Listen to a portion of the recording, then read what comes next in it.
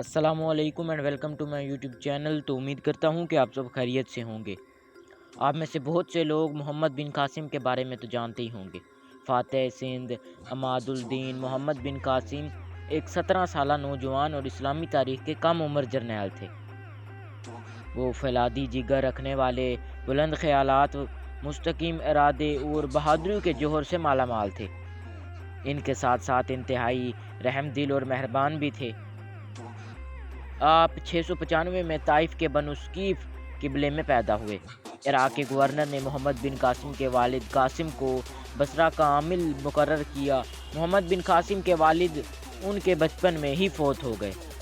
والد کی وفات کے بعد جب ان کی عمر 5 سال ہوئی تو حجاج بن یوسف نے ان کی ذہانت کو دیکھ کر اس دور کے مطابق بصرہ کے عسکری اسکول میں داخل کروا دیا، جہاں سے انہوں نے جہاد اور امور سلطنت کی بجا آوری کی تعلیم حاصل کی تھی۔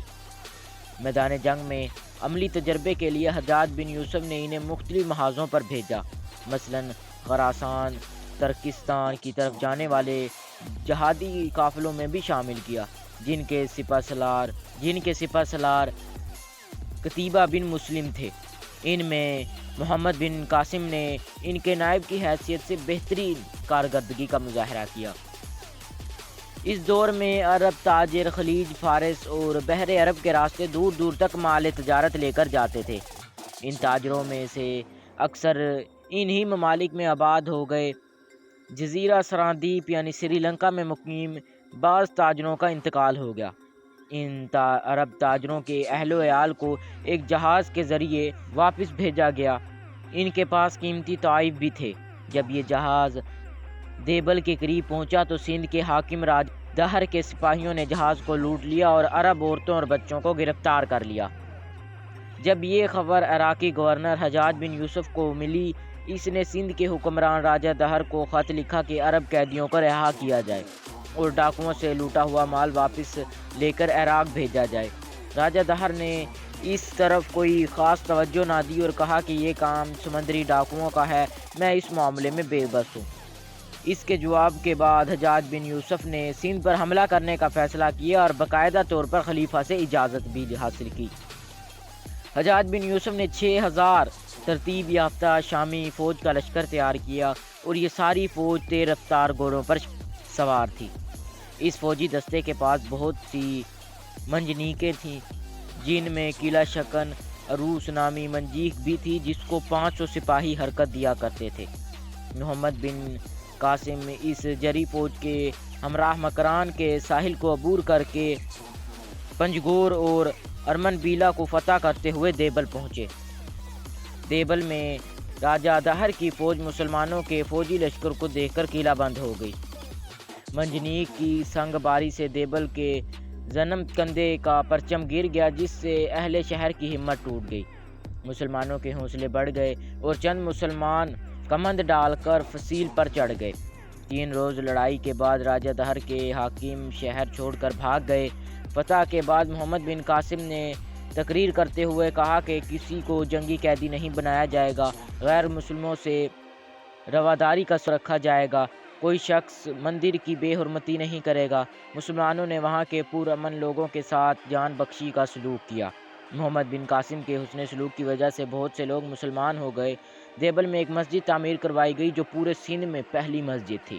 محمد بن قاسم کا مقصد خواہ مخواہ راجہ دہر سے لڑنا نہیں بلکہ اسے مطیع بنانا تھا۔ انہوں نے راجہ دہر کے پاس رور میں ایک وفد بھیجا کہ مصالحت پر آمادہ ہو جائے۔ راجہ دہر نے جواب میں کہا کہ اس کا فیصلہ تلوار کرے گی۔ راجہ دہر وہاں سے محمد بن قاسم کے ساتھ مقابلہ کے لیے افواج لے کر روانہ ہوا۔ مسلمانوں نے راجہ دہر کی کئی گنا بڑی فوج کا سامنا کیا، جس میں پہلے ہاتھیوں کی صف تھی، پھر 10,000 سوار اور 30,000 پیدل سپاہی تھے۔ خود راجہ دہر ایک سفید ہاتھی پر سوار تھا۔ فریقین میں خون ریزہ جنگ ہوئی۔ مسلمانوں نے راجہ دہر کے ہاتھیوں پر کسی طریقے سے آگ برسانا شروع کی۔ ہاتھی آگ سے ڈرتے ہوئے بھاگے اور اپنی فوج ہی کچلنے لگے۔ راجہ کا ہاتھی بھی بھاگ کر ندی کی دلدل میں پھنس گیا۔ اسلامی سپاہی کو فتح نصیب ہوئی۔ محمد بن قاسم نے برہم آباد کے بعد ملتان کا علاقہ بھی فتح کر لیا۔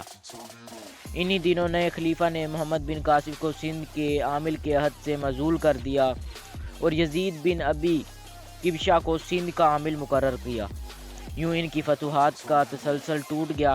محمد بن قاسم نے زندگی کے آخری ایام نہایت صبر، استقامت اور دلیری سے گزارے۔ فاتح سندھ محمد بن قاسم کا 717 میں 22 سال کی عمر میں ہوا۔ محمد بن قاسم نہایت انصاف پسند اور رعایا کا خیال کرنے والے حکمران تھے۔ انہوں نے سندھ میں تقریباً 6 سال بسر کیے، جن میں سے زیادہ تر جہاد اور اسلامی پرچم لہرانے میں گزرے۔ انہوں نے اپنے انصاف پسندی سے لوگوں کے دل جیت لیے۔